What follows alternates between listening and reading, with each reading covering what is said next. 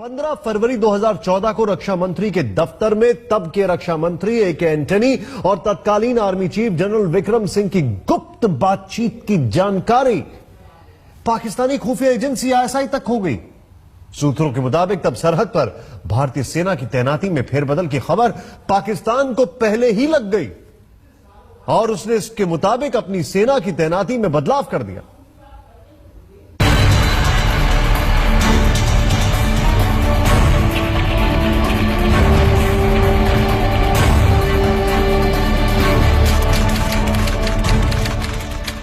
तारीख 15 फरवरी 2014,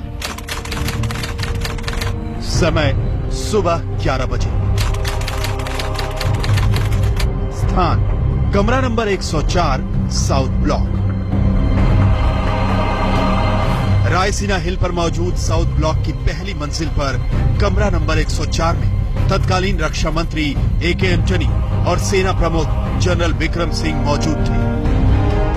वो जम्मू कश्मीर और राजस्थान में पाकिस्तान से लगने वाली सरहद पर भारतीय सेना की तैनाती की योजना में कुछ फेरबदल पर बात कर रहे थे। रक्षा मंत्रालय के सूत्रों के मुताबिक रक्षा मंत्री से बात करने के बाद सेना प्रमुख जनरल विक्रम सिंह ने डायरेक्टर जनरल मिलिट्री ऑपरेशन यानी DGMO lieutenant general Vinod Bhatia को कुछ जरूरी निर्देश दिए। लेकिन इससे पहले कि फेरबदल होता, ये जानकारी लीक होकर पाकिस्तान पहुंच गई। आज तक को मिली एक्सक्लूसिव जानकारी के मुताबिक साउथ ब्लॉक के इसी दफ्तर में ठीक एक साल पहले तत्कालीन रक्षा मंत्री ए.के. एंटनी और सेना प्रमुख जनरल विक्रम सिंह के बीच हुई बातचीत के कुछ अंश सीमा पार आईएसआई के पास पहुंच गए थे, जिसके बाद पाकिस्तानी सेना ने सरहद पर अपनी तैनाती में फेरबदल शुरू कर दिया था। बंद कमरे में तत्कालीन रक्षा मंत्री और आर्मी चीफ के बीच जो गुप्त बात हुई, उसके खुलासे ने सब कुछ चौंका दिया।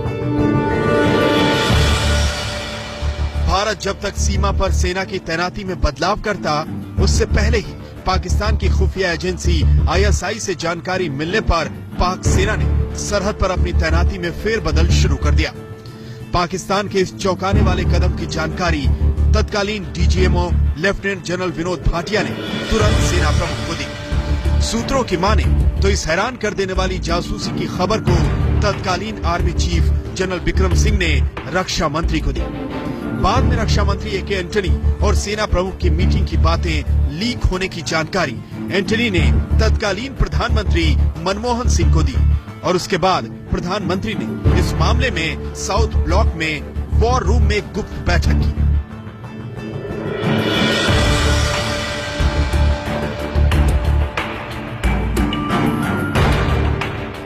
आज तक से एक्सक्लूसिव बातचीत में तत्कालीन DGMO lieutenant general Vinod Bhatia ने माना कि खबर लीक हुई थी। जनरल साहब, एक मुद्दा आजकल कॉर्पोरेट जासूसी का चल रहा है, सरकारी सूचना का लीक होने का। एक घटना पिछले साल 2014 में फरवरी में रक्षा मंत्री और तब के सेना प्रमुख की जो बातचीत थी, उसके मिनट लीक होने की है। उसमें क्योंकि आप खुद डीजीएमओ थे उस दौरान, आपके मुताबिक उसमें क्या मामला था, क्या कार्रवाई की गई?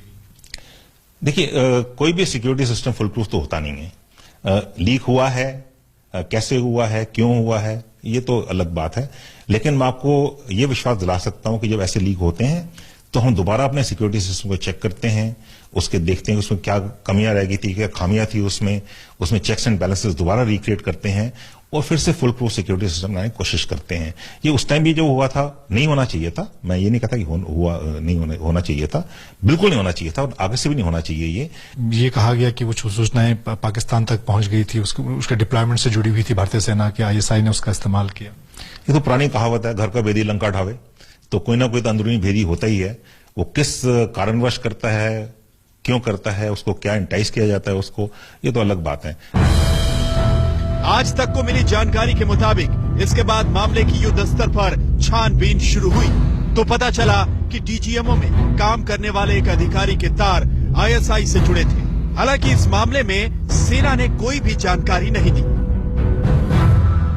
इस मामले में पूर्व सेना प्रमुख जनरल विक्रम सिंह ने बात करने से इनकार किया और रक्षा मंत्रालय पर मामला टाल दिया। इस मामले में तत्कालीन रक्षा मंत्री ए.के. एंटनी ने सीधे सीधे टिप्पणी नहीं की। But something of that sort happened. But I don't want to say anything now. इस मामले में रक्षा मंत्रालय और सेना से भी आज तक ने संपर्क साधा, लेकिन उन्होंने आज तक के भेजे मेल का कोई जवाब नहीं दिया। रक्षा मंत्रालय के सूत्रों के मुताबिक इस घटना के बाद साउथ ब्लॉक में रक्षा मंत्री और सेना प्रमुखों समेत सभी अहम दफ्तरों की डीबगिंग की जिम्मेदारी मिलिट्री इंटेलिजेंस के अलावा आईबी को दे दी गई, जबकि प्रधानमंत्री कार्यालय के आदेश पर सारे साउथ ब्लॉक में सीसीटीवी कैमरे लगाए गए।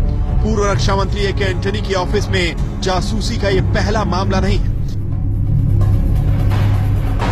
साउथ ब्लॉक में मौजूद रक्षा मंत्री के इसी ऑफिस में फरवरी 2012 में भी बगिंग के जरिए जासूसी का मामला सामने आया था, लेकिन ज्यादा गंभीर मामला यूपीए सरकार के कार्यकाल खत्म होने के कुछ महीने पहले फरवरी 2014 का है, जब पूर्व रक्षा मंत्री ए.के. एंटनी और सेना प्रमुख जनरल बिक्रम सिंह की बातचीत आईएसआई तक पहुंच गई थी। मामले की गंभीरता को इसी बात से समझा जा सकता है कि ये मामला सरहद पर भारतीय सेना की तैनाती से जुड़ा हुआ था। कैमरामैन सतविंदर के साथ मंजित नेगी, दिल्ली आज तक।